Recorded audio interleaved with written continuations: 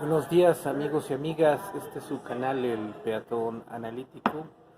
Fíjense que es prudente empezar a analizar qué representa ese plantón de frena en el Zócalo, qué representa un movimiento como ese y sobre todo ya que en este caso se están expresando en este caso la ultraderecha conservadora y en este caso debemos de hablar también del movimiento de los cristeros. ¿Por qué? Porque a final de cuentas, fíjense que es algo polémico, es algo que a final de cuentas, miren, yo soy católico, yo me considero, como dicen, la cuestión católico, apostólico y romano, pero es una palabra, pues yo creo que muy, muy larga y sobre todo que, pues, fíjense que debemos de empezar a ver que, pues, muchas veces las religiones son controles sociales, son fanatismos, pero en este caso esta situación de frena, pues es lo que intenta mezclar la religión, mezclar con que en este caso la clase, en este caso mestiza, la clase que perteneció al virreinato, los españoles que en este caso vinieron a México y que tuvieron tierras y que eran virreyes, o sea, la palabra lo dice todo, virreyes, casi reyes.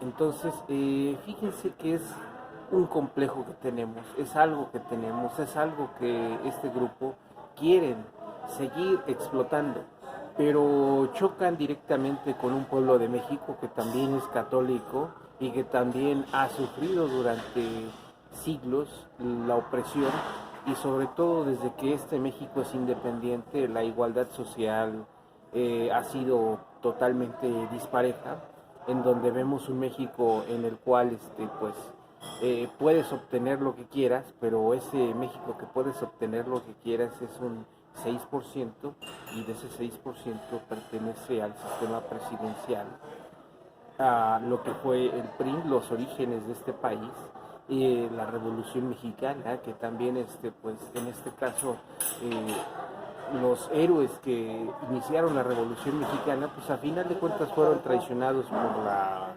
ultraderecha, por los conservadores, y este conservadurismo no hay que olvidarnos que tiene sus orígenes en los extranjeros, en las potencias extranjeras, los intereses. Y en este caso, aquí hay un punto que quiero tratar y muy específico. ¿Por qué? Porque estas personas, este 6%, estos ultraderechistas, estas personas que se les llama los chayoteros, estas personas que pertenecen a los 39 empresarios más poderosos de México, no, realmente no se creen parte del pueblo de México. Y en este caso se manifiesta en esa marcha a la cual los fines de semana llevan a sus empleados a manifestarse. Les pagan, pero pues muchas veces realmente pues no son. Y los que están hoy en el Zócalo son migrantes, son indigentes. Y realmente ese movimiento se nota los fines de semana, pero fíjense que hay que analizar realmente esa tiranía. ¿Por qué? Porque es tiranía. ¿Por qué? Porque necesita la gente sus fuentes de empleo. Están trabajando directamente en empresas, entre comillas, privadas.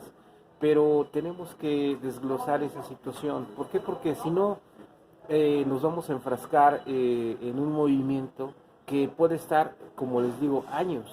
¿Por qué? Porque a final de cuentas, muchos de ahí lo único que necesitan es el reconocimiento de un movimiento que pues ni existe.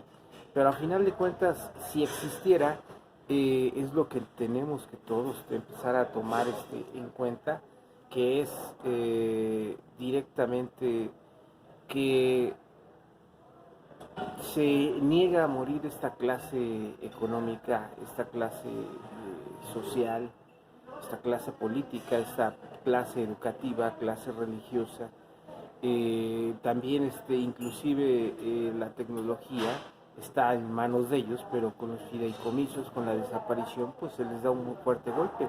Fíjense que yo al principio no, no compartí esa idea, pero a final de cuentas, pues si empezamos a estudiar el fenómeno, empezamos a ver qué es lo que ha sucedido, pues nos encontramos con que, ah, caray, en China no hay de ese tipo de fideicomisos, en Japón, en Corea del Sur, ni inclusive en Corea del Norte, o sea, es distinto y ellos ya están haciendo bombas nucleares en Rusia, en los países europeos, en Estados Unidos y Canadá, o sea, es un fenómeno que pues realmente empiezo a comprender que el neoliberalismo fue creado realmente por el Fondo Monetario Internacional, por el Banco Internacional, por las potencias, precisamente para seguir teniendo el control de los países en vías de desarrollo. Y ojo, aquí yo les voy a decir una cuestión. Mucho tiempo México y pertenece a los países no alineados, pero a final de cuentas los no alineados, ¿quiénes creen que son esos países? Son los países más pobres en vías de desarrollo, los de América Latina, América Central, México, África, el Medio Oriente. Pero fíjense que hay algo muy distinto, hay algo que realmente nos debe de empezar a mover los hilos, el que muchos países asiáticos y del Medio Oriente han alcanzado un desarrollo muy fuerte. Y sobre todo, ¿por qué? Porque no le hicieron caso